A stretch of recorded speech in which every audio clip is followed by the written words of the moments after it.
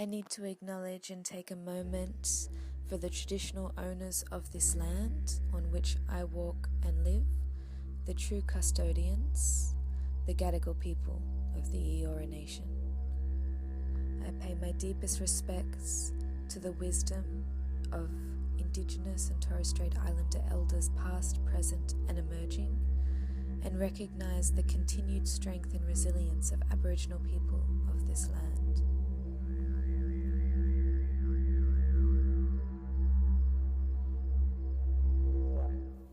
Many blessings, everyone. Welcome to Masravaka Medicine. This is the second video, so Season 1, Episode 2. Today I'm going to talk to you about Calendula Officinalis, or some of you may know her as Marigolds. I would like to give great respect to all of my teachers and fellow medicine weavers. A quick OH&S safety check. So always check in with your local naturopath or herbalist before administering any herbs yourself. Careful investigation must be done before embarking on a beneficial treatment plan, now and always. As my first greatest teacher, Liz Conlon, always reminded us, start dosage low and slow. Some of us are more sensitive than others. Herbal medicines can be powerful healers and we need not waste them. Dosage can be increased if and when needed, but first, as our father of medicine Hippocrates always said, do no harm. So, Calendula Officinalis is the botanical name of Calendula, or some of you may know this beautiful plant as Marigold. She's from the Asteraceae family, so if you have any type of allergy to dandelion or any other plant from our Asteraceae family, I would stay away from Calendula, unfortunately. But continue to listen, because you may be able to help your friends out that don't have that allergy. The parts of Calendula that are used are the flowers once they've been fully opened. Calendula is native to Mediterranean Europe. She also grows in some parts of Australia, provided they're in a nice open sunny area. Calendula has bright yellow and orange flowers, narrow leaves that are slightly hairy. Calendula lies in the vulnerary class of herbs for her amazing ability to heal. One of the best herbs in the world for treating inflammation, topical wounds, and acne internally or externally. As a lymphatic, and to treat wounded gastrointestinal membranes, including inflammation and ulceration. Calendula has been used and documented since 300 BC, which I find really interesting. Used as food or medicine or added to food, and aren't they one in the same? So, some of the active constituents of Calendula that I'm going to mention today are as follows. We've got triterpenoid saponins, which are antiseptic, anti-inflammatory, and diaphoretic, which enhances sweating. Carotenoids, found in most orange, yellow, or red vegetables and plants, are antioxidant. They aid in digestive enzymes, and they aid in the healing and prevention of eye diseases, which I've given special mention to just due to how our technology is evolving. Need to protect ourselves. Flavonoids, because they're hepatoprotective, cardioprotective, and again antioxidant. This is a fantastic anti-aging herb. And we've also got mucilin and resin, which I thought were worth a mention for Calendula's beautiful healing properties.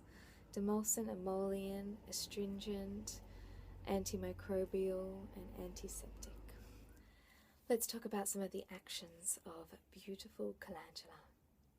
She is antiseptic, antifungal, antiviral, antibacterial, antimicrobial. She's anti-inflammatory, vulnerary, as I've mentioned before.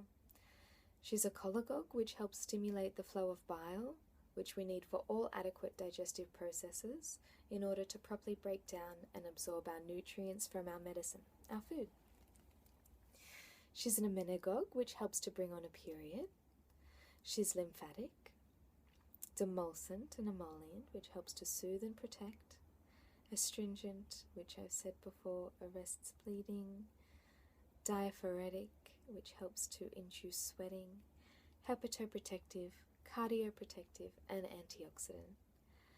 Now, there are so many more things that she's doing, but these are kind of the main things that I thought were worth mention. Calendula is indicated for external use as a mouthwash for bleeding gums, mouth ulcers, or gingivitis, or any type of decay or plaque buildup is really good for.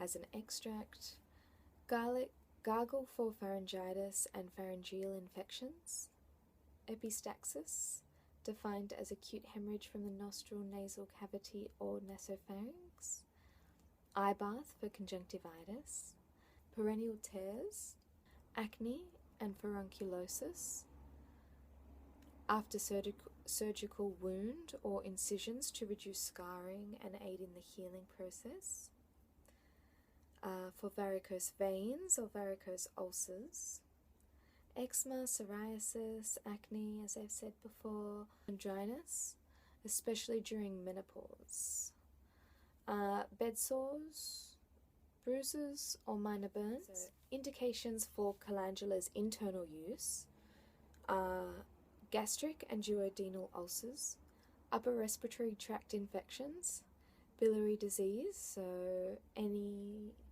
any issues with the hepatobiliary system, raised LDL cholesterol and triglycerides, irregular menstruation and dysmenorrhea, irregular vaginal discharge, sebaceous cysts, this can be done internally and externally, acne, especially in cases of naturally prone oily skin,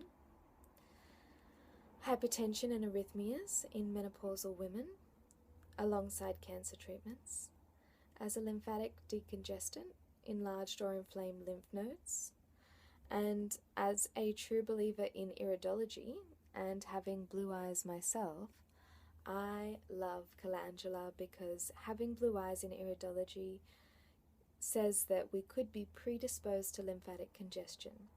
So exercise daily, get moving, skin brushing is a really good one to aid in the lymphatic removal of wastes, and drinking calendula and using calendula as a moisturizer or putting the flowers in some kind of oil base and letting the sun infuse it for a month is a really good way to get that beautiful calendula oil on your skin.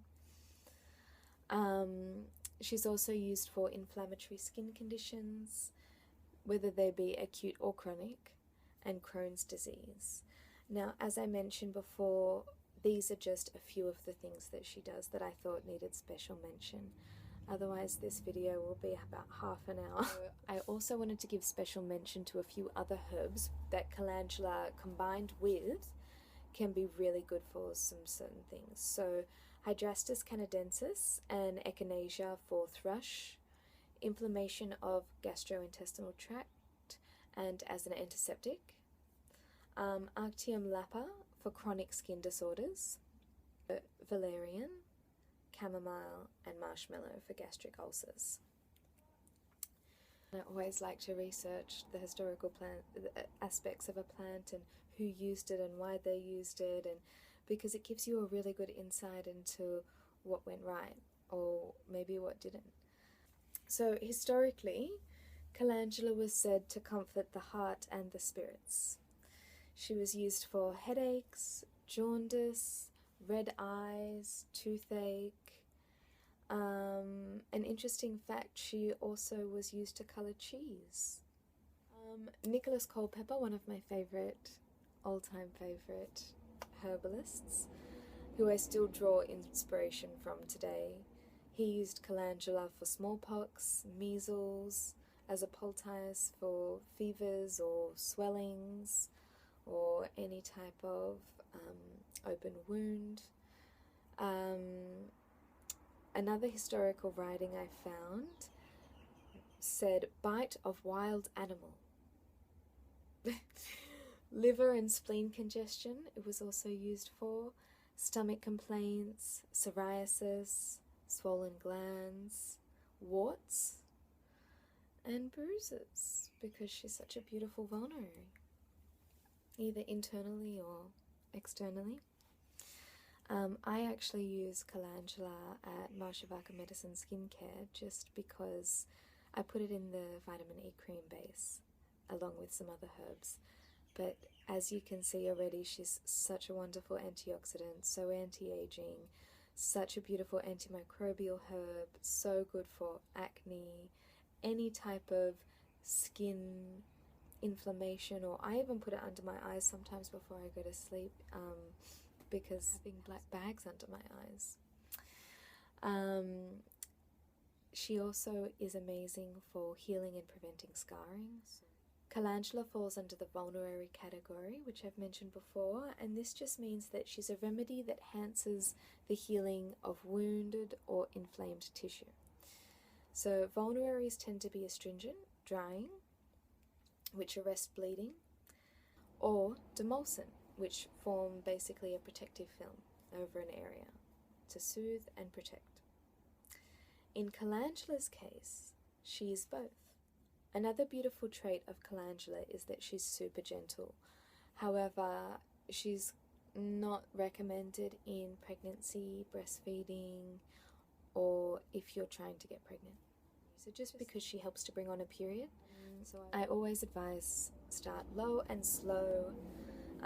You can enjoy Calendula flowers as a tea, sprinkle them on your beautiful earth cakes, salads. You can use her as a face wash, or just go and visit your local naturopath or herbalist for a tincture or extract form yourself if it's needed.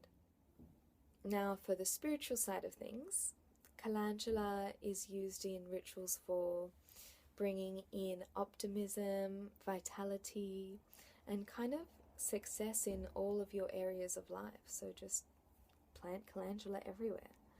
She's really great for bees too, so get those back into the garden. She's also said to bring protection and dispels negativity. She draws light and love onto your energetic field as well. So maybe just carry some dried calendula in your pocket or a little medicine pouch. In India, calendula flowers were traditionally included in wedding bouquets and decorations to symbolize passion and creativity or fertility for the new couple. Beautiful Lakshmi and Ganesh were particularly connected with the energies of calendula, which included wishes for wealth, health, and success. In Mexico, calendula was often planted near the front door to draw wealth and sunny spirits into the home. As a flower essence, calendula is used to help those who have had a hard time communicating clearly, and they learn to do so with warmth, opening to receive the messages of others and communicate from their hearts in a way that engenders understanding. Calendula essence is especially helpful for those who are often accused of being sharp-tongued or argumentative, even when they're trying to deliver the message gently. Thank you for watching. Wish you a safe passage to infinite health and happiness and peace. Many blessings in love, now and always.